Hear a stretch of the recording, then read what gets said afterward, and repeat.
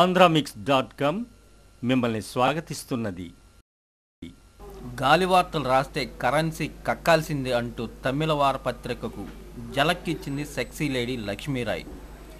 హీరోయిన్గా పెద్ద సక్సెస్ లేని లక్ష్మీరాయ్ వివాదాలతో పాపులర్ అవ్వాలనుకుంటుందని, తాజా వివాదాన్ని దృష్టిలో పెట్టుకొని చెన్నై సినీ వర్గాలు లక్ష్మీరాయ్పై సెటర్లు వేస్తున్నారు.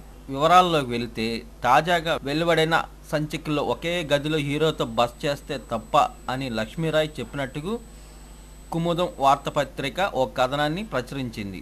దీన్ని సీరియస్గా తీసుకున్న లక్ష్మీరాయ్ కుముదం పత్రిక యాజమాన్యం క్షమాపణ చెప్పడంతో పాటు 30 లక్షల నష్టపరిహారం ఇవ్వాలని చెన్నై హైకోర్టులో సివిల్ షూట్ దాఖలు చేసిందట.